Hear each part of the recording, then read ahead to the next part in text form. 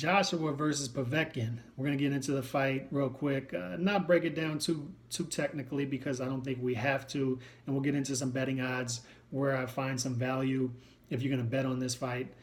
Povetkin, a lot of good things to like, a lot of things to like. Technically sound, accurate puncher. Let me bring up my screen again. Like I said, technically sound, accurate puncher. 8-0 since the Klitschko loss. The Klitschko loss is his only loss. 2004 gold medalist, decorated amateur as well as decorated professional. However, size, man. Size, 6'2". That 6'2 frame, 75-inch reach is not big.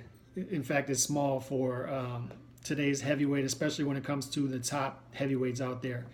Wilder, Fury, Joshua, those are big heavyweights. So if you're 6'2 with a 75-inch reach, you got to find a way to get inside.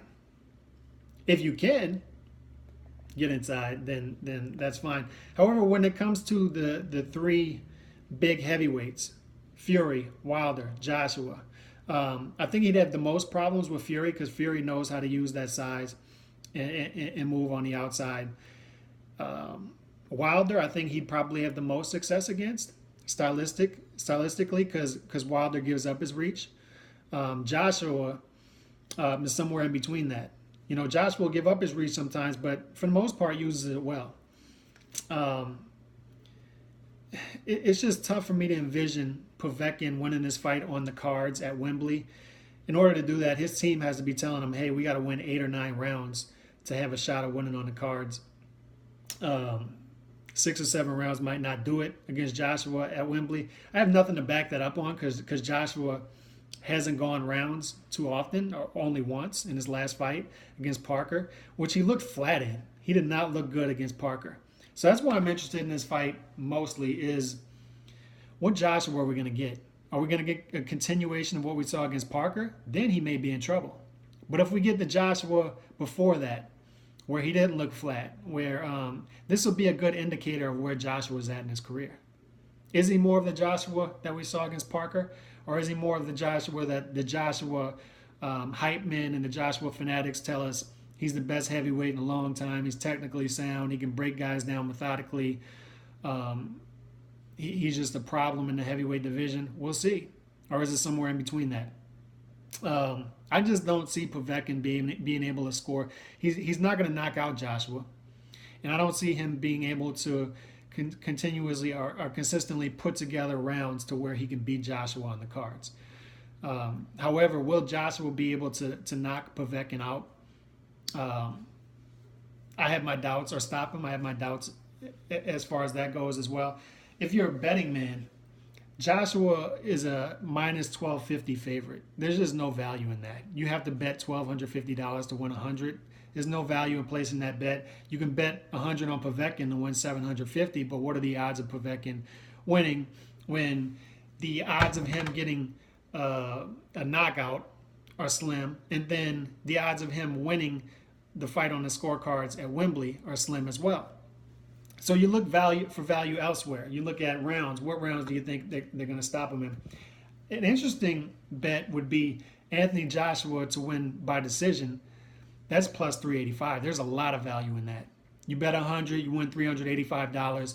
To me, there's the most value in that play because I think Povetkin's a tough guy, and he's a technically sound fighter. He can find ways to get through 12 rounds. Other than being stopped.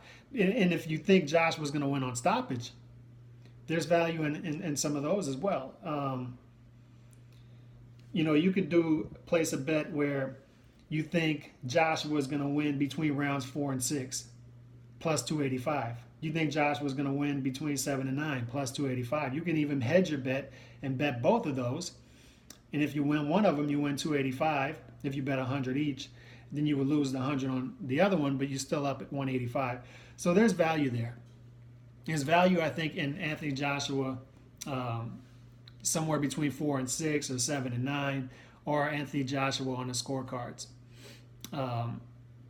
Vegas, looking at the odds, they seem to think there's going to be a middle to late round stoppage for Joshua. That's what they're thinking. But I just tend to think that Povetkin's going to find a way to go 12, and this thing's going to decision, and Anthony Joshua's going to win. Povetkin, technically sound fighter, very good fighter. Like I said, amateur gold medalist, professional 8-0 since the Klitschko loss. He's put it together. But the other question mark with Povetkin is with the more stringent drug testing he's been taking, what's he going to look like? As opposed to in the past where he was probably taking, probably on some sort of performance enhancer. So are we going to get a watered down Povetkin? And remember, Povetkin's older and further along in his career than Joshua. Joshua's in his prime. So will Povetkin get stopped late in the fight? Will he wear down? It's a question mark. So I just think Joshua by decision, or possibly even Joshua by late stoppage, but I lean more towards Joshua by decision. Hit me up. Let me know what y'all think. Is Povetkin a threat? Let me know. Peace.